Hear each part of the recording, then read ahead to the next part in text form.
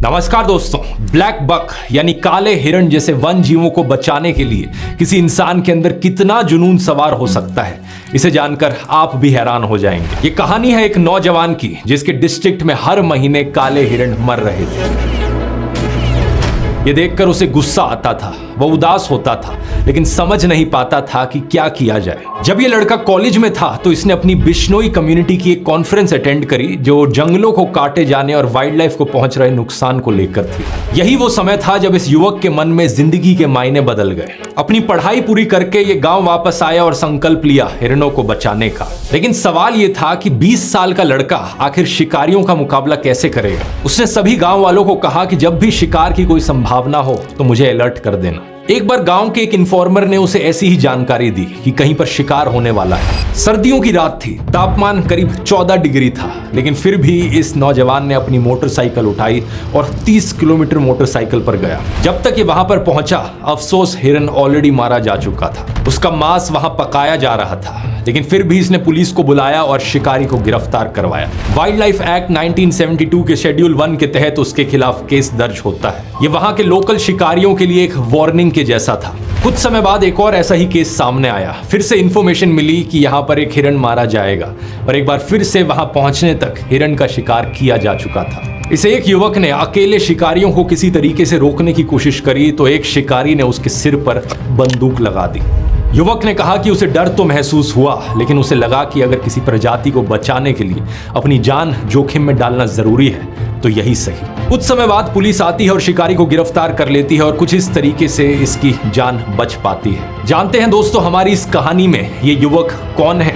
ये हैं बिश्नोई, 51 साल के अनिल बिश्नोई। इनकी कहानी पब्लिश हुई थी द बेटर इंडिया में, एक बेहतरीन मीडिया पोर्टल जो रेगुलरली ऐसे बहुत से रियल लाइफ हीरोज पर स्पॉटलाइट डालते हैं। अनिल बिश्नोई राजस्थान के लक्सार गांव में रहने वाले एक किसान हैं। आज तक 300 से ज्यादा शिकारियों को रंगे हाथ पकड़ चुके हैं। ये केस दर्ज करवाते हैं, गवाही देते हैं और जब तक केस चलता है फॉलो अप भी करते हैं और मुजरिमों को जेल तक पहुंचाने का काम करते हैं। ब्लैक बक्स की मौत के पीछे शिकार के अलावा कुछ और भी कारण है, जैसे कि रोड एक्सीडेंट्स, एक्सट्रीम क्लाइमेट्स, कुत्तों द्वारा काट लिया जाना। इसलिए अनिल बिश्नोई ने गांव से 2 लाख रुपए का चंदा इकट्ठा किया और 66 पोखर तैयार करवाए जहां गर्मी में जानवर पानी पी सके। किसी जानवर को चोट लगती है तो ये उसे अपने घर पर या फॉरेस्ट डिपार्टमेंट के मेडिकल सेंटर पर फर्स्ट एड देते हैं। अगर हिरण के बच्चे की मां मर जाती है तो हिरण के बच्चे को तब तक पाल लिया जाता है जब तक वो जंगल में छोड़ने लायक ना हो जाए। आज राजस्थान के 12 डिस्ट्रिक्ट्स में 3000 लोग उनकी टीम में जुड़े हुए हैं और इतने सालों में उन्होंने मिलकर करीबन 10,000 काले हिरण और चिंकारा हिरण को मारे जाने से बचाया है। यही कारण है कि राजस्थान की सरकार ने अनिल बिश्नोई को Amrita Devi environmental protection award से भी सम्मानित किया था। अब कमाल की बात देखिए दोस्तों, सोशल मीडिया पर कुछ लोग बिश्नोई की जबरदस्त तारीफ में लगे हुए हैं। हमारे न्यूज मीडिया पर इनके चर्चे हर हफ्ते देखने को मिलते हैं और एक ट्विटर यूजर ने तो ये तक कह दिया कि बिश्नोई भारत का नया भगत सिंह। अरे वाह! लेकिन प्रॉब्लम बस इतनी है कि ये लोग अनिल बिश्नोई की बात नहीं कर रहे हैं। अनिल बिश्नोई को तो ये लोग जानते तक नहीं है। ये बात कर रहे हैं लॉरेंस बिश्नोई की। कौन है ये लॉरेंस बिश्नोई? इसने आज तक कितने काले हिरणों को बचाया है? ढूंढने पर ऐसा कुछ नहीं मिलता कि इसने वाइल्ड लाइफ प्रोटेक्शन में कभी काम किया, बल्कि पता चलता है कि इस पर 84 मुकदमे दर्ज हो चुके हैं। पता चलता है कि लॉरेंस तो एक गैंगस्टर है।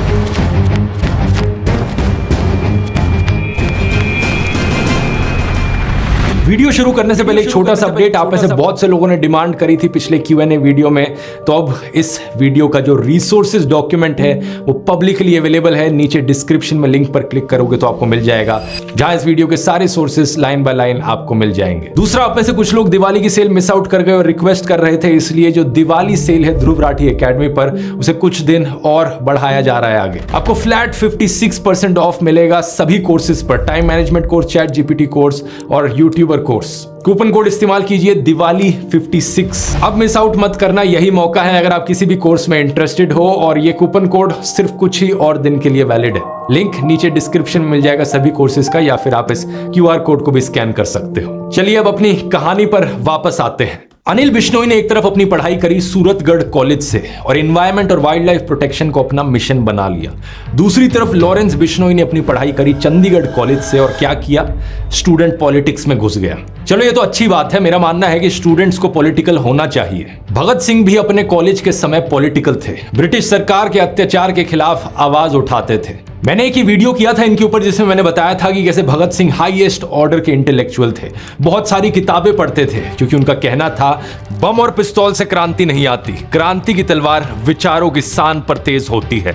उन्होंने कीर्ति जैसी पत्रिकाओं में बहुत से आर्टिकल्स लिखे, जैसे कि धर्म व फसाद ते उम्दा इलाज। इस आर्टिकल के जरिए उन्होंने बताया जनता को कि कैसे सांप्रदायिक ताकतें देश को तोड़ रही हैं। वो उस समय के हुए दंगों की बात कर रहे थे कि कैसे लोग एक दूसरे को सिर्फ इसलिए मार रहे हैं क्योंकि कोई हिंदू है, कोई सिख है तो कोई मुसलमान है। इस आर्टिकल में भगत सिंह ने सॉल्यूशंस भी बताए कि लोगों में वर्ग चेतना जगाई जाए, मतलब कि उन्हें एहसास कराया जाए कि वो हिंदू हो या मुस्लिम, आखिरकार वो हैं तो गरीब ही, और दुनिया भर के गरीब लोग, चाहे वो किसी भी रंग, रिलीजन या देश के हों, उनके वही अधिकार हैं। उनका फायदा इसी में है कि हर तरह के भेदभाव मिटा दिए जाएं और सत्ता को अपने हाथों में लिया जाए। आखिर में उन्होंने उम्मीद जताई कि भारत के सच्चे हमदर्द इन समाधान के बारे में सोचेंगे और देश को आत्म विनाश से बचाएंगे। इन आर्टिकल्स की बात मैंने डिटेल में इस वाले वीडियो में करी है, नहीं देखा है तो लिंक डिस्क्रिप्शन में है। लेकिन सवाल यहां पर यह है कि क्या लॉरेंस ने इन समाधान के बारे में सोचा? क्या उसने देश की एकता को बढ़ाने के लिए कुछ किया? पूछो अपने आप से। भगत सिंह ने अफसोस जताया था कि जो किसान सभी के लिए अनाज उगाता है, आखिर वो भूखा क्यों रहता है? जो बुनकर सभी के लिए कपड़े बुनता है, उसके बच्चों के पास ही कपड़े क्यों नहीं होते? तो क्या लॉरेंस ने इसके लिए कोई विरोध प्रदर्शन किया कि किसानों को उनकी फसलों का ऊंचा दाम मिले? नहीं। तो क्या थी लॉरेंस बिश्नोई की स्टूडेंट पॉलिटिक्स? पुलिस डोसियर से पता चलता है कि लॉरेंस बिश्नोई स्टूडेंट पॉलिटिक्स के चुनाव में किसी कैंडिडेट के लिए कैंपेन कर रहा था जब दूसरी चुनावी पार्टी वालों से झगड़ा हो गया। उसके एक दोस्त ने पहले वार्निंग देने के लिए बंदूक चलाई और 5 दिन बाद उसने और उसके दोस्तों ने राइवल कैंडिडेट के लिए कैंपेन करने वाले किसी आदमी की कार जला दी। उसके 8 दोस्तों के साथ उसे गिरफ्तार किया गया। जेल में वो हथियारों के सप्लायर से मिला। जेल से जब बाहर आया तो गुंडागर्दी चलती रही, उस पर कई केस हुए, लेकिन दोनों पार्टी ने जब समझौता कर लिया तो केस क्वॉश हो गए। ये साल 2010 की बात है जब उसने पंजाब यूनिवर्सिटी की स्टूडेंट ऑर्गेनाइजेशन के प्रेसिडेंट पोस्ट के लिए चुनाव लड़ा। इस आर्टिकल को देखिए। चुनाव हार गया तो एलिजिडली इसने अपने राइवल कैंडिडेट को अटैक कर दिया। साल 2011 में जब वो जमानत पर बाहर आया तो उसने फिर से चुनाव लड़ा और इस बार जीत गया। कॉलेज में रहते रहते ही करीब 18 मुकदमे इस पर दर्ज हो चुके थे। साल 2012 में लॉरेंस को उसकी लॉ डिग्री मिल जाती है और कोई भी आम इंसान अपनी लॉ डिग्री लेने के बाद क्या करेगा? लॉ की प्रैक्टिस शुरू कर देगा। लेकिन क्या लॉरेंस ने ऐसा किया? नहीं किया। वो कोर्ट तो गया, लेकिन मासूम लोगों को न्याय दिलवाने के लिए नहीं, वकील की तरह नहीं, बल्कि एक अक्यूज्ड की तरह कोर्ट गया।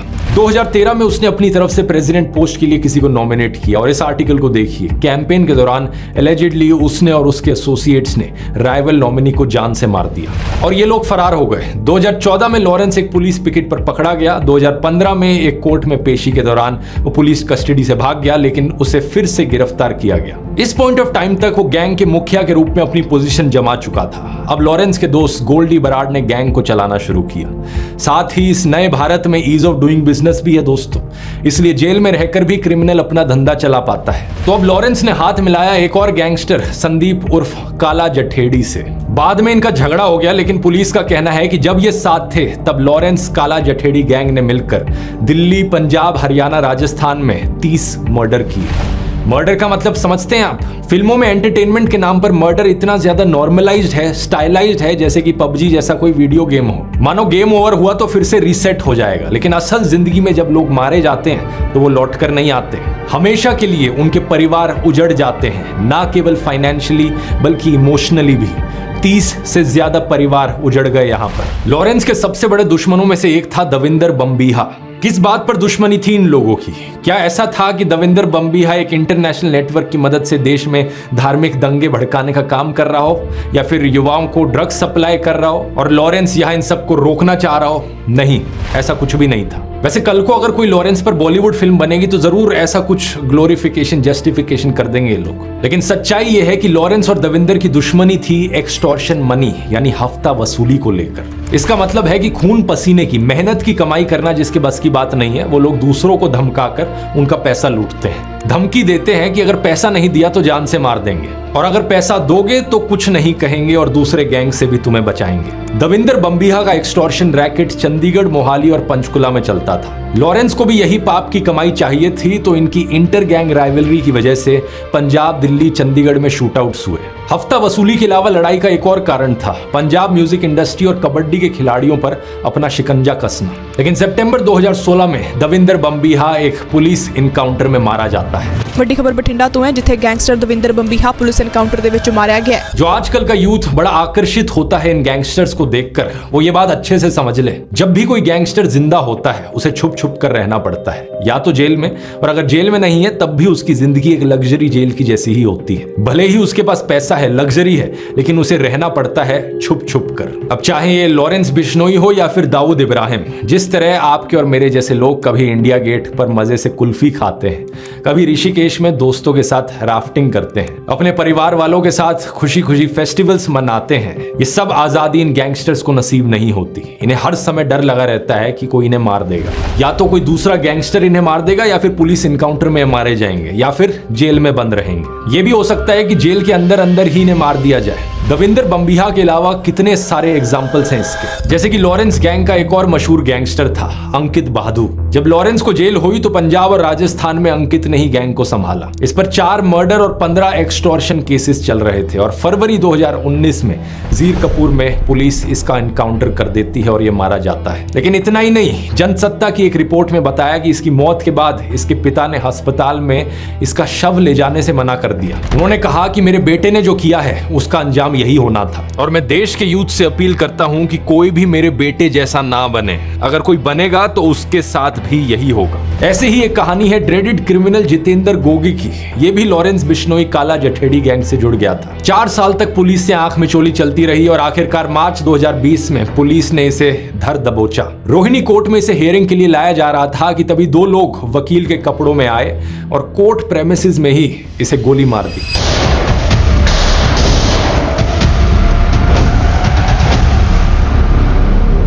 ये 2 असैसिन्स जग्गा और राहुल भी वहीं पुलिस द्वारा मार दिए जाते हैं। ये जितेंद्र गोगी के राइवल सुनील बालियान उर्फ टिल्लू ताजपुरिया के गैंग के लोग थे। इसके करीबन 1.5 साल बाद टिल्लू ताजपुरिया को भी मार दिया जाता है। कहां पर?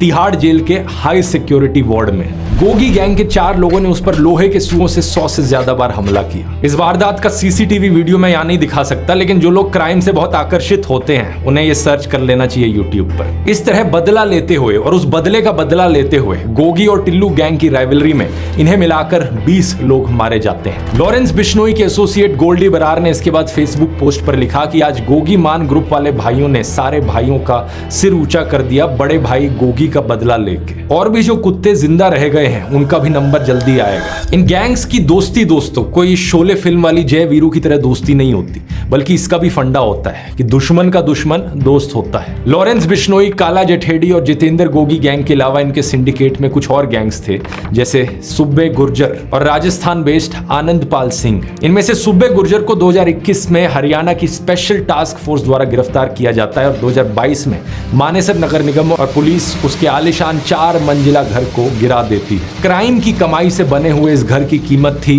4 करोड़ रुपए। बताया गया कि यह गैर कानूनी तरीके से बनाया हुआ था। दूसरी तरफ आनंदपाल सिंह पुलिस इनकाउंटर में मारा गया। कुछ महीने पहले एक सीबीआई कोर्ट ने ऑब्जर्व किया था कि आनंदपाल सरेंडर कर चुका था, लेकिन फिर भी उसे मार दिया गया। आनंदपाल की एसोसिएट अनुराधा चौधरी उर्फ मैडम मिन्स ने काला जठेड़ी से शादी कर ली थी। तो एक तरफ है ये लॉरेंस, काला जठेड़ी, गोगी, सुब्बे गुर्जर और आनंदपाल सिंह का क्राइम सिंडिकेट, और इनके खिलाफ एक दूसरा क्राइम सिंडिकेट जिसमें शामिल थे दविंदर बम्बीहा गैंग, नीरज बवाना, टिल्लू ताजपुरिया, संदीप ढिल्लू और कौशल चौधरी। इनमें से बम्बीहा और टिल्लू मारे जा चुके हैं और बाकी तीनों जेल में बंद हैं। नीरज बवाना के ऊपर 40 से ज्यादा केस हैं, जिसमें murder, attempt to murder, extortion, land grabbing के केस शामिल हैं। अप्रैल 2015 की एक रात वो अपने परिवार से चोरी छुप के मिलने जा रहा था जब दिल्ली पुलिस के स्पेशल सेल ने उसे गिरफ्तार कर लिया। अक्टूबर 2017 में उसे सॉलिटरी कन्फाइनमेंट में डाल दिया जाता है, यानी कि उसके आसपास कोई भी और कैदी नहीं होगा। उसका वकील कोर्ट में बाद में गुहार लगाता है कि अकेलेपन की वजह वजह से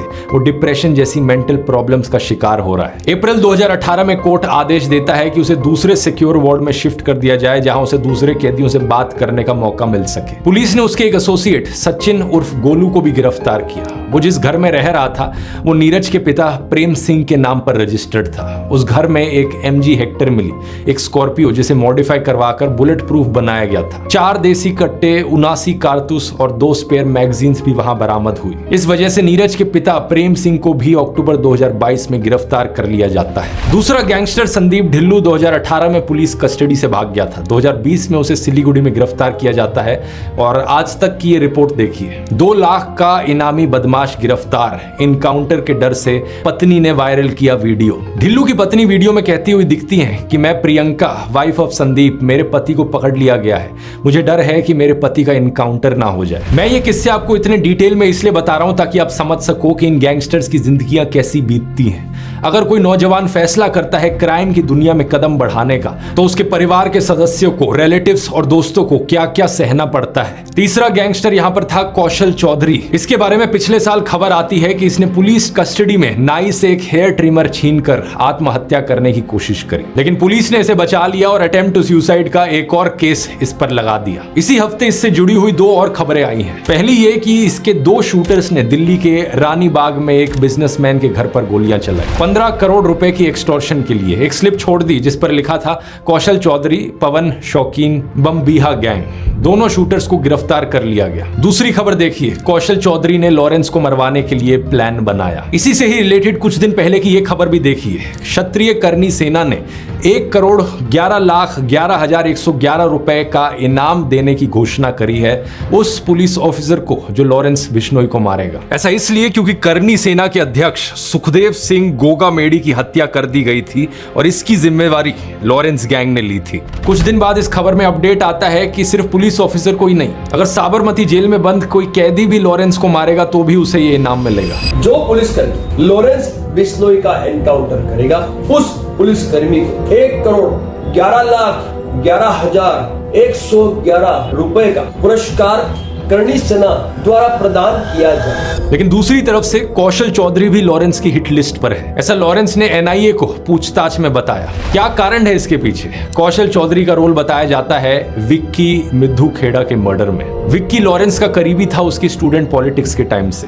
अगस्त 2021 में उसका मर्डर किया जाता है। विक्की का नाम अक्टूबर 2020 की सिर्फ एक FIR में था जो लिखी गई थी चंडीगढ़ के सेक्टर 39 पुलिस स्टेशन में। इस FIR में विक्की पर आरोप था कि वो लॉरेंस गैंग का मेंबर था और उस गैंग के सदस्यों को लॉजिस्टिकल सपोर्ट देता था। मर्डर के 1 साल बाद मोहाली के SSP विवेकशील सोनी ने भी अपने बयान में यही कहा था कि लॉरेंस गैंग का करीबी होने के कारण विक्की राइवल बम्बीहा गैंग का टारगेट था। दविंदर बम्बीहा के मारे जाने के बाद इस गैंग को चला रहा था लक्की पड़ियाल। दिल्ली पुलिस की काउंटर इंटेलिजेंस यूनिट ने केस को क्रैक करते हुए बताया कि लक्की पड़ियाल के इंस्ट्रक्शंस पर कौशल चौधरी और अमित डागर ने इसकी साजिश रची थी। 4 शार्प शूटर्स को इसके लिए हायर किया गया था और बम्बीहा गैंग के 12 गैंगस्टर्स गिरफ्तार हुए थे जिनमें 3 शूटर्स शामिल थे।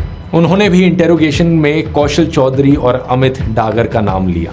यहाँ हमारी कहानी में एक और किरदार की एंट्री होती है। अमित डागर को लेकर नव भारत टाइम्स की एक रिपोर्ट में बताया गया कि एक समय पर कौशल गिरोह के अमित डागर ने लॉरेंस को धमकी देकर फिरौती मांगी थी। लॉरेंस के फिरौती ना देने पर अमित डागर के गुंडों ने लॉरेंस से जुड़ी हुई एक कंस्ट्रक्शन कंपनी के अधिकारी की जयपुर में हत्या कर दी। बताया जाता है कि तब लॉरेंस बिश्नोई ने अमित डागर को 5 करोड़ रुपए की फिरौती दी थी।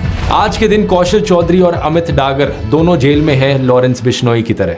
अमित डागर ने लव मैरिज करी थी ट्विंकल से। पिछले साल उसकी गिरफ्तारी की खबर भी सामने आई। ACP वरुण दहिया ने बताया कि वो अमित डागर के गैंग को ऑपरेट कर रही थी। उसके खिलाफ शिकायत थी कि वो गुड़गांव की खांडसा मंडी में सब्जी बेचने वालों से 3 से 4 हजार रुपए की उगाही करवाती थी।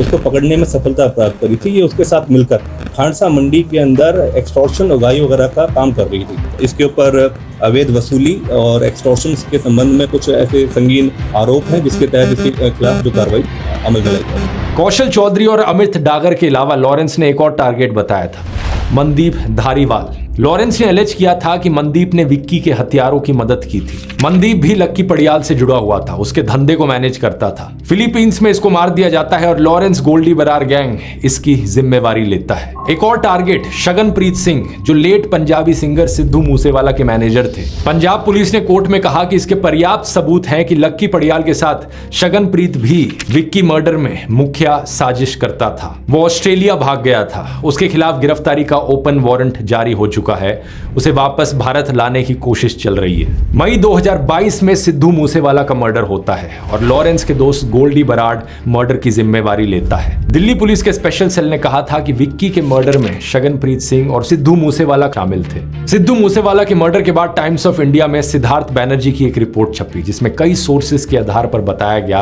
कि जैसे ही कोई आर्टिस्ट एक बड़ा नाम बन जाता है, उसके पास एक्सटॉर्शन के लिए धमकी भरे कॉल आने लगते हैं। कई पंजाबी सिंगर्स के एक मैनेजर ने बताया कि सिंगर्स को पंजाब यूनिवर्सिटी के कॉलेजों में परफॉर्म करने के लिए बुलाया जाता है। वहां कुछ गुंडे सिंगर्स से बात करते हैं जो स्टूडेंट पॉलिटिशियंस और गैंगस्टर्स के बीच में कहीं होते हैं। मान लीजिए कि वो स्टूडेंट पॉलिटिशियन गैंग ए के साथ जुड़ा हुआ है। कुछ समय बाद सिंगर को गैंग बी से एक्सटॉर्शन का कॉल आता है, तो कई बार सिंगर फिरौती की रकम दे देता है, लेकिन कई बार वो स्टूडेंट पॉलिटिशियन से बात करता है और गैंग ए से मदद लेता है। सिंगर खुद से किसी भी गैंग या नेक्सस का हिस्सा नहीं बनना चाहता, लेकिन इस तरीके से बीच में फंस जाता है। एक इंटेलिजेंस ऑफिशियल ने DW से बात करते हुए बताया कि इस तरह सिंगर्स जिन खराब एलिमेंट्स की पेट्रनेज लेते हैं, कुछ समय बाद वो खुद उनके लिए एक फ्रैंकेनस्टाइन मॉन्स्टर बन जाते हैं। इस वीडियो में मेरा मकसद था दोस्तों आप लोगों को दिखाना कि गैंगस्टर्स की जिंदगियां असली में कैसी होती हैं। फिल्मों में और न्यूज चैनल्स के द्वारा अक्सर गैंगस्टर्स को ग्लोरीफाई किया जाता है, बहुत ज्यादा बढ़ा चढ़ा कर बड़े स्टाइलिश तरीके से उन्हें दिखाया जाता है। यही कारण है कि बहुत से लोग इन गैंगस्टर्स को वर्शिप करने लग जाते हैं,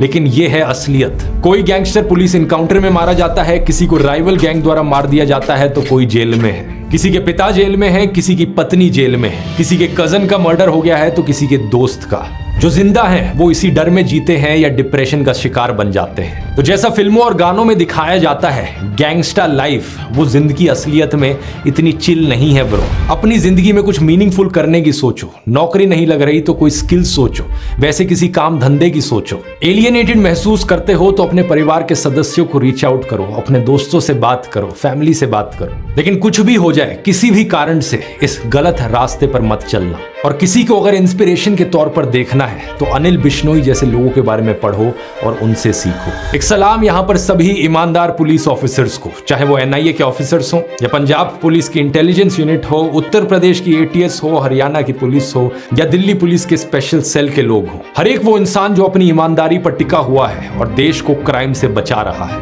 इन सभी को दिल से सलाम। इस वीडियो में मेरा फोकस दोस्तों गैंगस्टर्स की खुद की जिंदगियों पर था, लेकिन अगर आप चाहते हो तो इसका एक पार्ट 2 भी बन सकता है इस वीडियो का, जिसमें मैं बात करूं ये गैंगस्टर कल्चर एक्चुअली में बाकी देश पर क्या इंपैक्ट डालता है, हमारे समाज पर इसका क्या असर पड़ता है, बॉलीवुड का क्या नेक्सस रहा है अंडरवर्ल्ड के साथ और फिल्मों में कैसे गैंगस्टर्स को ग्लोरीफाई किया गया है। अगर आप ये वीडियो चाहते हो तो कमेंट्स में लिखकर बता सकते हो।